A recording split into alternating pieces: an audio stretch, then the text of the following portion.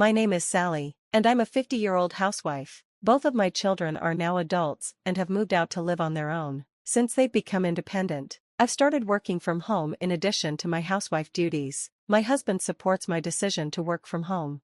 At first, I only made about $200 a month, but over time, my income grew to $600 and then $800. I'm thankful for the clients who give me work. My sister-in-law, who is my husband's twin sister, lives nearby. We are the same age, and I have always had a complicated relationship with her. Although we became somewhat close, I have always disliked her, and even talking to her can be annoying. My husband feels the same way about her. My sister-in-law is arrogant and likes to look down on others. She often shows off, which can be quite irritating. She has a son named Tommy, my nephew, who is 24 years old. Tommy has been very sick since he was a child and can hardly move, so he has always stayed in bed. One day, my sister-in-law sent me a mean text. She said she was going to Hawaii for a week, staying in a fancy hotel, and bragged about wearing a swimsuit on the beach. She mocked my appearance and suggested that I'm unattractive because I have 2 kids. She called me a fat old woman and said that she looks great for her age. While I do have a matronly figure and my body has changed after having children, I think my sister-in-law isn't as perfect as she believes. I wondered what she would do with Tommy while she was away. I knew she wouldn't arrange proper care for him. She just left him at home with drinks and snacks by his bed. I thought it was terrible how she treated him, saying I don't have to listen to her since she has no idea what hardship is like. I've had a tough time because of Tommy's condition. I even thought I shouldn't have had him. Then, I told her I would take care of Tommy and left to get him. It's only a 5-minute drive to her house, and I took my station wagon because it has space for a wheelchair. I took Tommy in because I felt sorry for him. He was just lying around at home, and I thought it was sad. My sister-in-law made a rude comment, saying I was a housewife who did nothing, and that I was perfect for taking care of Tommy. She said my remote work wasn't a real job and that both she and her husband had full-time jobs. She thought I deserved to spend my life taking care of Tommy. I replied, "Is that so? Let's go, Tommy." Tommy looked sad, and I understood why. His mother treated him poorly. Taking care of a sick child is hard, but it was cruel of her to say those things in front of him. Even if he's an adult, it hurts to hear that kind of talk. Eventually, I brought Tommy to my house. When my husband David came home, he was surprised to see Tommy. "Why is he here?" he asked. I explained that my sister was going on vacation and planned to leave Tommy behind, so I brought him home without asking David first. David was understanding. "Your sister must have lost her mind. Leaving him behind is just awful. Tommy, you're welcome to stay here. We'll take good care of you." Tommy smiled and thanked us. Despite my dislike for my sister-in-law and her husband, I've always liked Tommy. He is kind, empathetic, and very smart. Even though he hasn't been able to go to a special education school, I've always thought of him as a smart kid. After that, I found out that my sister-in-law and her husband really did go to Hawaii, leaving their bedridden son behind. I was shocked. What would they do if something happened to Tommy while they were gone? They wouldn't be able to come back right away. My husband was just as surprised as I was. They must be out of their minds for going to Hawaii and leaving Tommy behind, he said, and I agreed. I know I might not have the right to say this since I've never taken care of Tommy, but it's shocking that my sister-in-law would leave him without any proper care. If I hadn't gotten that message, Tommy would have been left alone without anyone even realizing it, and that gives me chills.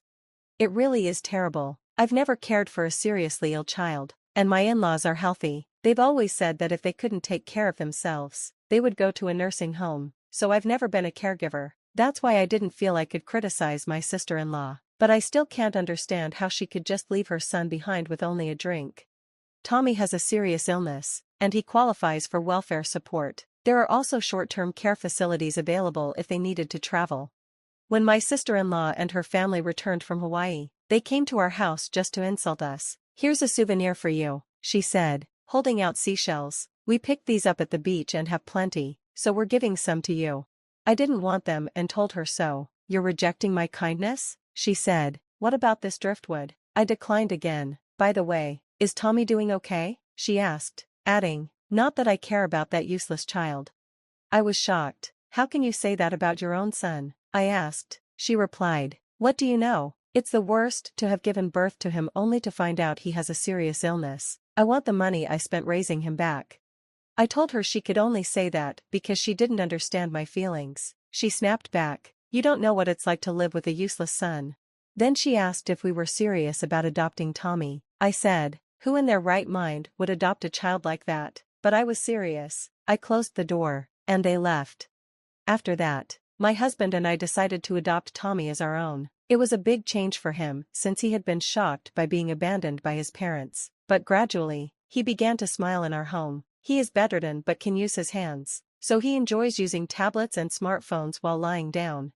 One day, Tommy seemed really happy. Look, my work is going to be published in a literary magazine, he said. I asked him what kind of magazine it was, and he explained that he had been writing novels as a hobby because it was the only thing he could do while bedridden. It's a little embarrassing, he added.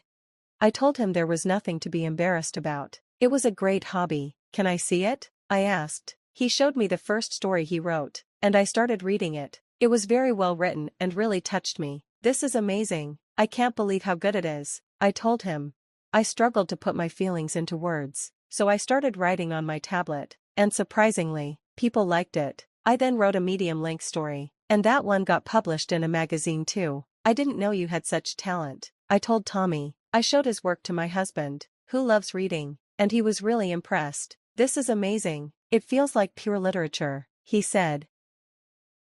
Tommy explained that he admired authors like Fitzgerald, Hemingway, and Dostoevsky. That's why my stories have a somewhat melancholic feeling, he added. The authors he mentioned do write sorrowful or tragic works.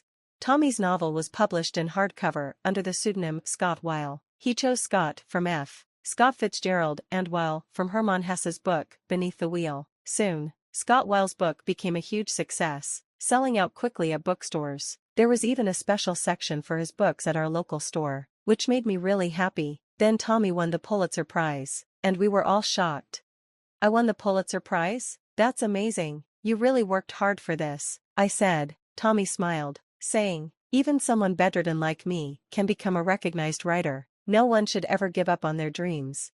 A press conference was arranged, but we didn't go with him. Tommy needed to be seated in a special wheelchair to keep him safe. I wheeled him into the venue, and I could see he was tense and nervous. When the press conference started, Tommy was in front of a lot of cameras, and the event was broadcast live on TV.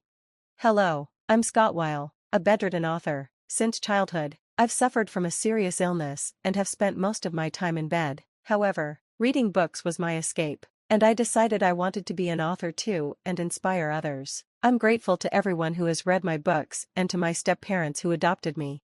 After Tommy's speech, journalists started asking questions, some of which were quite insensitive. They asked him why he was adopted. Tommy responded, my real mother was very troubled because of my illness. She probably grew to dislike me. I can't blame her for it. Then, voices rose from the crowd, saying, what a terrible parent. That's really low. However, Tommy didn't want anyone to feel sorry for him. He said, everyone has their own circumstances, so please don't judge them.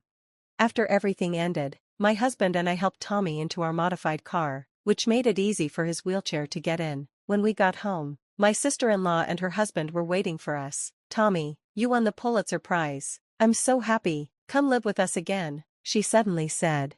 Her attitude had changed completely. She probably thought Tommy would make a lot of money now. Tommy replied, no, I'm going to keep living here. I'm not going back to that house.